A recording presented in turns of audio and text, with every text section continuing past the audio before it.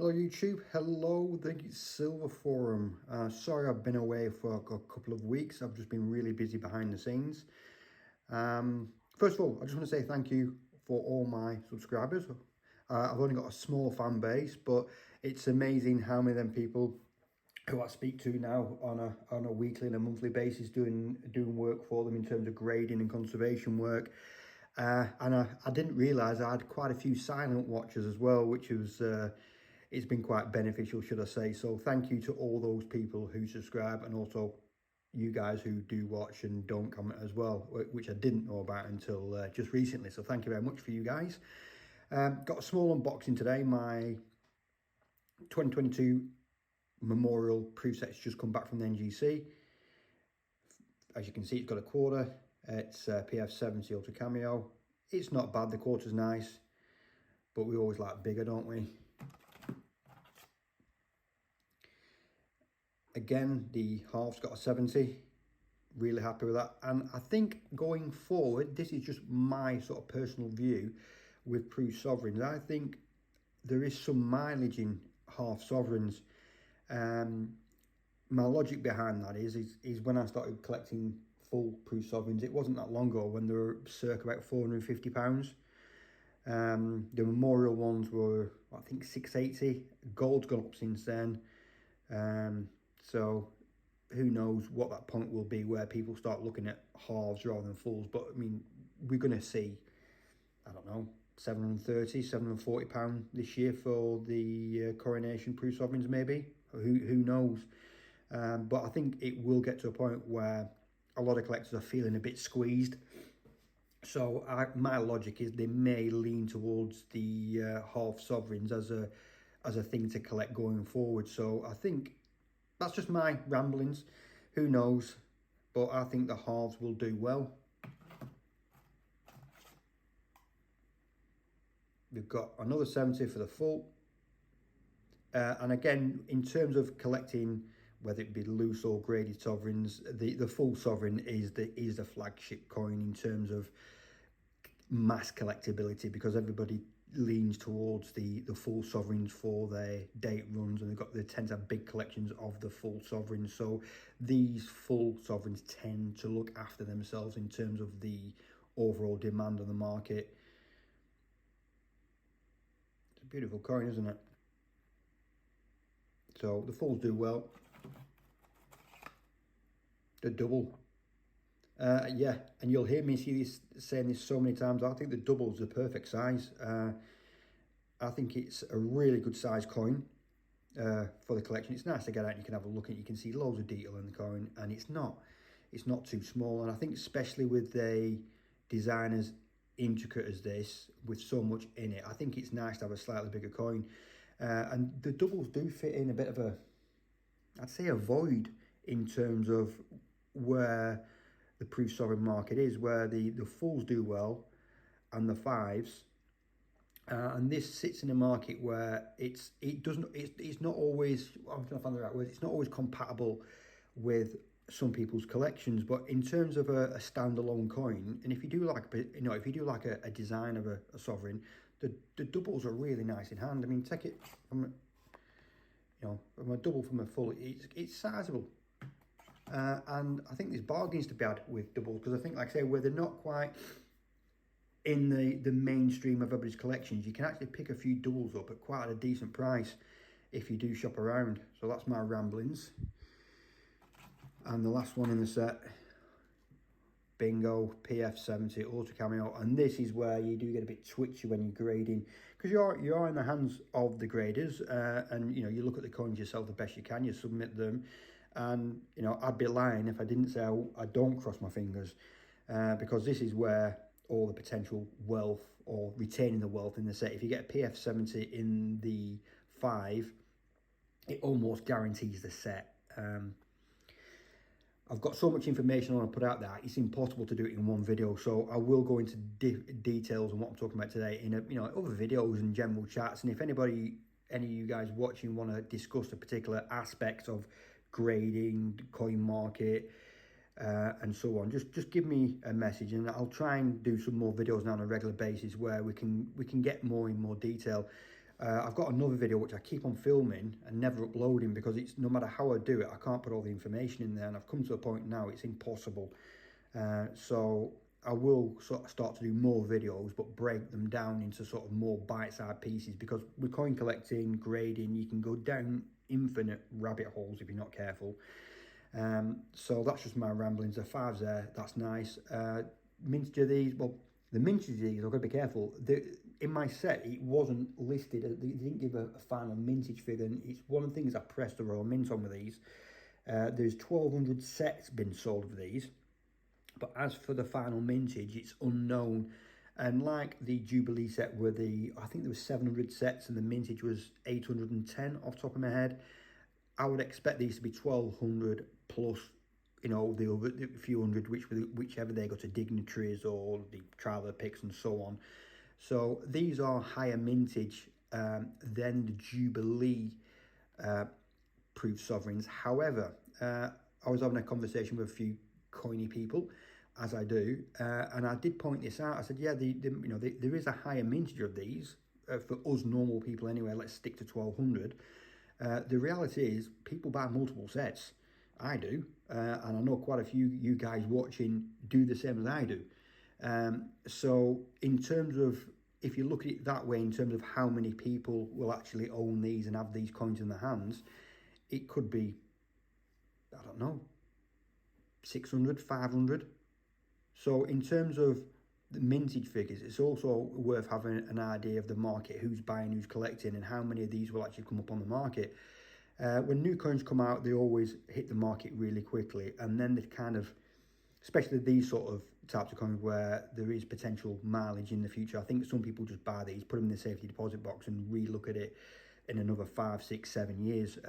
I know a good coin collector, my friend, who's got that strategy, and it's one thing I've been watching him do it over a number of years, and I tend to agree with how he does it. And again, that's for another video in terms of long-term strategy with these.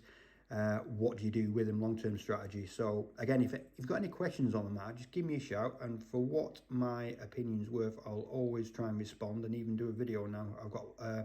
I've freed up more times for YouTube videos now, but that's mega. And one thing that's overlooked with these King Charles III sovereign is the obverse. I think everybody got excited over the special year reverse, but I'm a big fan of the obverse. It's very clean. I like the font, the typeface, and it just looks just nice and clean. I'll try and do a comparison against some other ones when I get a bit more time, but I'm a big fan of the obverse this coin, and I think Martin Jennings has done a really good depiction, so I'm happy with that. So that's the 5, and another memorial. I do stick, I won't show them all, this is just another one of mine. I do stick a few singles in as I'm subbing my 5 coin sets and things like that, just in case I don't get quite the mark on one coin, and I still can get a full set. However, with the first release, some of you might have been sharp-eyed, where's my other one, is the NGC have slightly designated these different now. So if they're submitted as a set, it does say gold sovereign set, and that one doesn't. I don't think it makes much of it. I don't think some people would notice, but I noticed that on my submissions as they were coming through. So some say gold sovereign set, some don't, but I don't think that makes a difference. I think the main thing what makes a difference is the grade, the PF7 Ultra Camo, what everybody seems to want, and I can understand why. So thank you for watching today. I will have a look at the Coronation coins. They're coming out. I am really excited about those. In fact, I'll stick it on end of this because I'm very excited. So thanks for watching. These will be away in storage before I upload my video. Of course, they have to be. We've all got to make considerations in terms of security and storage, especially when you do things, third-party storage. Again, that's another potential video. We talk about once we've all bought these things, what do we do with them? So thanks for watching, and again, big thank you to my 600 and odd subscribers. Like I say, I've managed to speak to quite a few of you. Met one or two in person. And yeah, there's and big thank yous to the silent watchers who have done quite a bit of business with, which is, so you can't always judge a book by its cover in terms of should we say how many people are following you. I certainly don't value my life on that metric. Whether it be 600 or 6 million, I don't. I'm much happier having quality over quantity. So big thank you to you guys who spend your time watching, commenting. A lot of you guys also talk to me through the Silver Forum, which you will know I will talk your ears off. If you personally message me, you've got any questions about coins or the finer points of coins or the finer points in life, I will always debate everything out. So it's always nice talking to you guys as well. I appreciate that. So I will leave you with that. We'll have a look at the Coronation coins. Hi guys, so these are the Coronation coins that are going to be available to order on Monday the 24th of April. When these first landed on the Roaming website, my initial impression, I like them. The more I look, the more I like. I give my thoughts. I think the crown is the weak one in the collection. I just think it's awfully generic. To the point it could be any coin minted by any mint for any occasion. So I do think that is the sort of weaker one. I think it, with such, being a larger coin, I think they could have done a little bit more design wise with that, but that's just my opinion. The ounce, yes, looks nice. You can definitely, I know who designed that, but just by looking at it. We've got the 50p, or what I'm crowning now as the Mc 50p, because we've got the McDonald's arches. It's not, but as soon as I saw it, again, that's advertising for you, but it just looks like a McDonald's 50p. I'm not saying I don't like it. I'm loving it. The without a doubt, the star of the show is the Sovereign. That one there, that is just the dark horse, literally.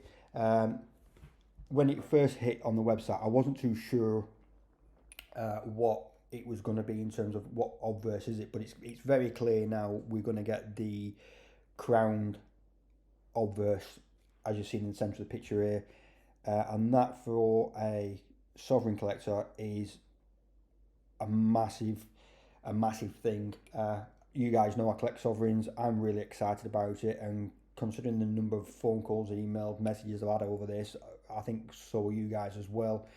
So we'll just have a look at these in a tad more detail.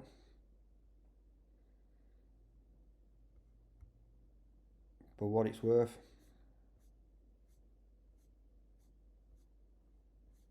Yep, the Mick 50p. I hope we get that. I think I've read somewhere in the blurbs and the pages, I won't bore you to death, but I think they are actually, this will be in circulation, and I hope it will. It's actually quite an attractive looking coin. And I like what the designer's done. It's different. I like 50p's, and I think there's a lot to like about that. So, credit where credit's due. That's good. I like it.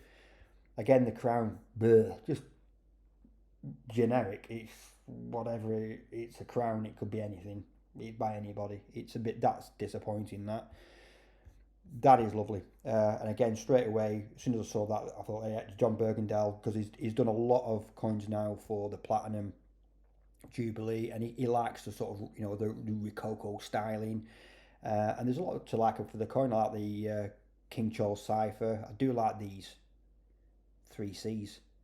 Or is it Charles III? I don't know. But there's a lot to like about that, and I think that this coin's going to look really nice in hand. So if you can get the 1 ounce golds, if you can stretch that far, or even the quarters, I think you'll still do all right with them, in terms of how nice they look. And what I'm really excited about is that, and it says, in addition to the collection, we'll also include a very limited number of Sovereigns struck on the 6th of May 2023. Right. A very limited number. They go, what does, nobody knows what the mintage is here, but the highest I've seen for a strike in the day, I recall, is 1,500, and that was for the Brexit strike on the day, with the little privy mark. And I'm not keen on these little privy marks on to celebrate a certain day, and and I think they've struggled to sell some, to be honest with you. I think the Raw Mint struggled with some of these striking days, and they haven't been universally liked. And I can understand why, because when you get the coin in your hand and you see the tiny little privy mark in it, it's almost microscopic. You can't really see it. And they've done that for a number of years to celebrate a number of occasions, and I think it's a really soft option, the Raw Mint. Come on, there's a little, you can do a little bit more than a microscopic little tattoo. And hey presto, they have with this one. And the reason why I'm so excited about this one in particular is just simply because of the Crown Obverse on a Sovereign. We've got a new portrait on the back of a Sovereign. It is, well, I can't speak for everybody, but people who buy and collect Sovereigns are extremely excited about this. And when it comes down to minches, I think with the Raw Mint saying limited numbers for this, I don't know. Is it going to be 1,500? Is it going to be less than 1,500?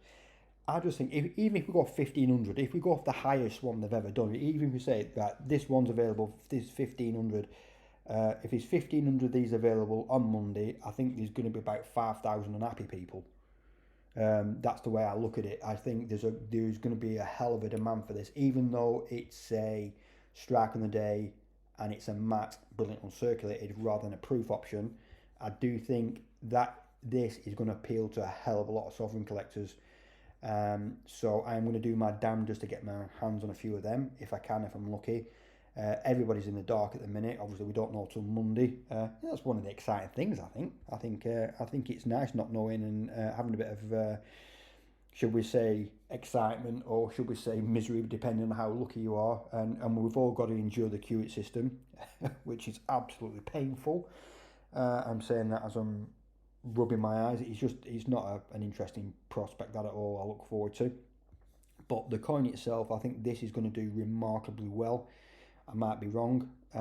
If we have 1,500 of these, I reckon these will sell out almost instantly. I think I was chatting on Silver Forum the other day and I said, oh yeah, within an hour. I don't think these will be around in 20 minutes. So that's just my lowdown and 10 pennies worth for what it's worth on that. So I think the two winners, these are the two winners out the launch. So thanks for watching today, folks. I will see you again soon, and I'll see you on the other side of Monday and see what we end up with. See you later, guys. Ta-da.